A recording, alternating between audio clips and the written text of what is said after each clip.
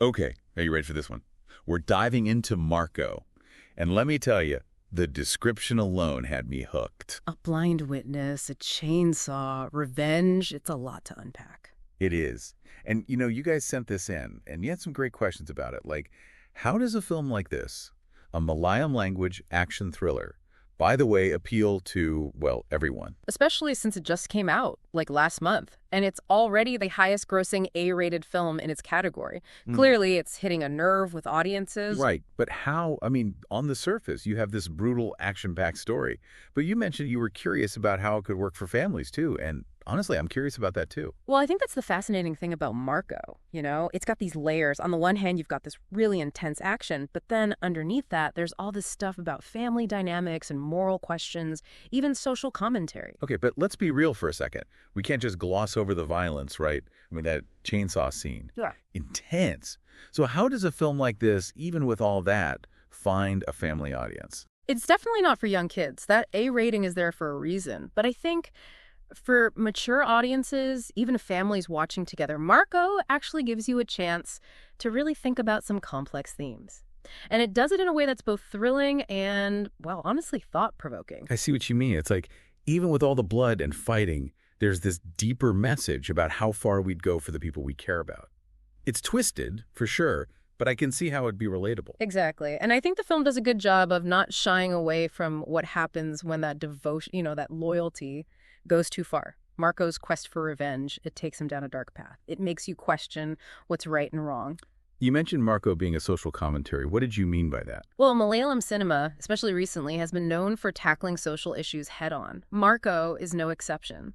Even though it's a fictional story, it touches on things like corruption, power, and how hard it can be to find justice in a world where things just aren't fair. So it's tapping into that sense of frustration that people feel, that feeling of being powerless when you see injustice. Exactly. And Marco, even though he's flawed, he becomes the symbol of someone who fights back. He takes things into his own hands when the system fails. That's a powerful image, especially for younger people who might be disillusioned with the way things work. I could see that, especially for a generation that's grown up seeing so much injustice in the world. That vigilante aspect, even with the moral questions, could be really appealing. But doesn't that also raise concerns about, the downsides of showing so much violence, like desensitization? Isn't that a real thing? Oh, absolutely. It's a huge concern, and it's something we need to talk about, especially within families. Watching Marco shouldn't be a passive experience. You have to think critically about it. You have to be aware of what those images can do, and you have to be willing to have those tough conversations. So it's more than just entertainment. It's a chance for dialogue. Yeah. Like it forces you to look inward. Exactly. And that's where the real value of a film like Marco lies. It challenges you, makes you uncomfortable, and forces you to confront not just the violence you see on screen, but the violence that exists in the world and maybe even within ourselves. Okay, that's a pretty intense way to think about a movie with a chainsaw-wielding protagonist. But you've given us a lot to think about in terms of how Marco connects with people. Now let's talk about some of the specific choices the filmmakers made to create that impact. For example, the sound design in that chainsaw scene. It's visceral, like almost disturbing. Oh, it's masterful. The way they layered the sounds, you hear the chainsaw, then Marco's breathing, and even those muffled cries, it gets under your skin, makes you feel Absolutely. That's not just what you see, it's what you hear. It's like you're right there in that room. Right. And that's just one example of how Marco uses all these technical elements to tell the story. The cinematography, the way it's edited, the slow motion, the close-ups, it all works together to really pull you in. That makes me think about the scene where Marco finds Victor's body. It's quiet, almost peaceful compared to the rest of the film. But the way the camera stays on Marco's face, and you see how his expression changes as he realizes what's happened. Heartbreaking. And you can just feel the rage building inside him. You know something's going to happen. Exactly. And that's what's so brilliant about how the director approached this. It's not just about showing violence to shock you. It's about exploring those emotions, the psychological impact of loss and trauma. That's what makes Marco more than just an action movie. It's like a character study, a look at grief. And, in a way, it's also a commentary on how violence just keeps happening over and over again. All right, so we've talked about the violence, the family dynamics, even that social commentary aspect. But there's another piece of this that I think we need to discuss to really understand why Marco is so captivating. Yeah. The anti-hero. Yes, Marco himself. Now, there's a fascinating character, right? Brutal, driven, but, there's something about him. He's charismatic. Why are we drawn to these morally gray characters? I think it's their complexity. You can't easily label them as good or bad. Marco, he's capable of incredible love and horrific violence. He breaks the law, but his reasons often come from this twisted sense of justice. It's that I'm going to take care of it myself attitude, isn't it? When the world feels so out of control, seeing someone like Marco who takes charge and gets things done, even if it's messy, it can be appealing. That's a good point. But I wonder if that appeal, especially for younger audiences, could be, well, problematic. It's a valid concern. The film doesn't say Marco's actions are right, but it does present them in a way that's both compelling and disturbing. It's a balancing act, and it's up to each viewer to figure out where they stand on Marco's choices. So Marco isn't giving us easy answers. It gives us this flawed hero, these complicated relationships, and this brutal world that makes you question what you believe about justice and what's right and wrong. And it does all of that while giving you this thrilling, intense, cinematic experience. It's a film that sticks with you. Oh, absolutely. But there's one more thing we haven't talked about. The way they handle the antagonist, Russell, he's not just some, typical bad guy. There's more to him. Yeah, you're right. He does these horrible things. But you also see how smart he is, even moments where he seems, well, almost human. It makes him so much creepier because he feels real. Exactly. Like you can almost understand him, even though he's doing these awful things. Okay, so we keep coming back to the violence in Marco. It's definitely intense, but it's used very deliberately. Are there any scenes that really stand out to you in terms of how violence is more than just, a visual thing? That scene when Marco finds Victor's body, I keep thinking about that one. It's quiet, especially compared to the rest of the movie, but the way the camera just stays on Marco's face, you see every little change in his expression as he realizes what's happened. It's powerful stuff. It really gets to you. Yeah. You don't see any actual violence, but you feel it, like you know it's coming. It's interesting how they use sound in that scene, too. It's so quiet, except for Marco's breathing. And his heartbeat. It's like you can hear the violence building up inside him. Exactly. And then there's the final showdown with Russell. It's huge, like something out of Shakespeare.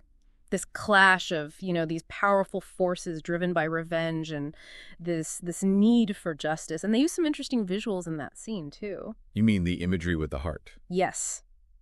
It's not just about physical violence, right? It's like they're trying to get to the root of it all, to rip out the evil that made Russell do those things. One thing that surprised me about Marco was how they dealt with Victor's blindness. Yeah. It's not portrayed as, making him helpless. Absolutely. It's actually the opposite. Like, his other senses are heightened. He's even more aware of things because of it. Right. And he figures out who the killer is, not by seeing them, but by hearing and smelling.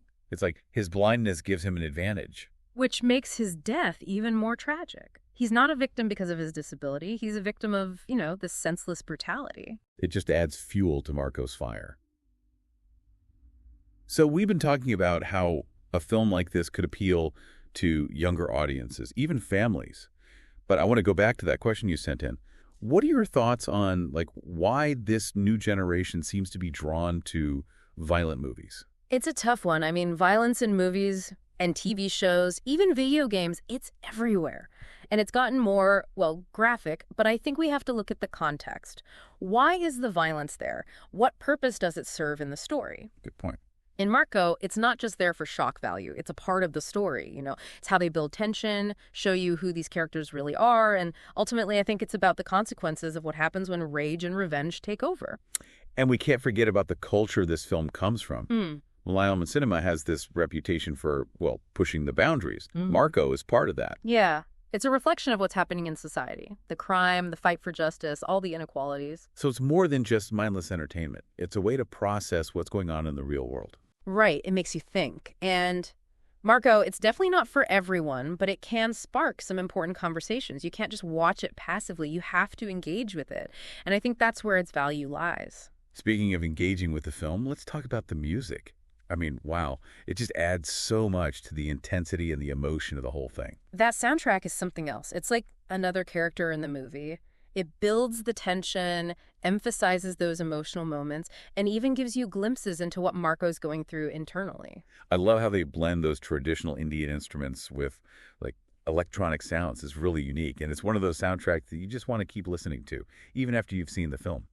So we've covered a lot of ground here. What are your final thoughts on Marco? What do you want our listeners to take away from this? It really does. And I think, it doesn't give you easy answers. It leaves you with a lot to think about. It does. It's brutal. It's exciting. Yeah. But it definitely makes you think.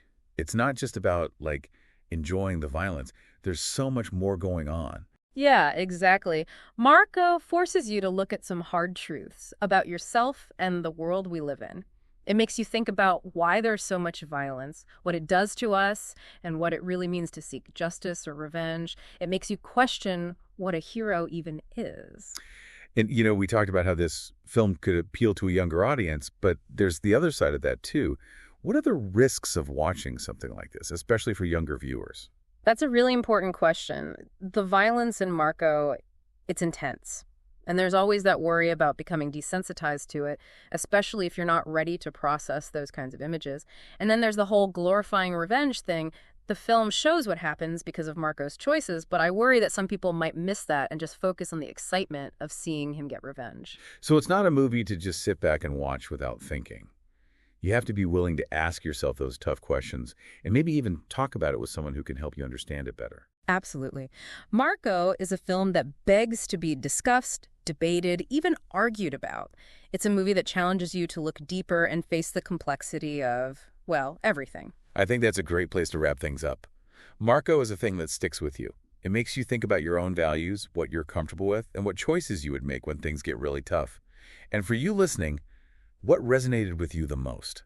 What are your thoughts on why this new generation seems to like violent movies so much? Does this film work for families? And what about the downsides of showing such graphic content? We really want to hear what you think. And if you want to explore these ideas even more, we've got some articles and podcasts on our website about violence in media, what makes an anti-hero so appealing, and even the evolution of Malayalam cinema. Check those out. Thanks for joining us for this deep dive into Marco. It's been quite a journey, right? Until next time, keep those questions coming and keep exploring. We'll see you on our next deep dive.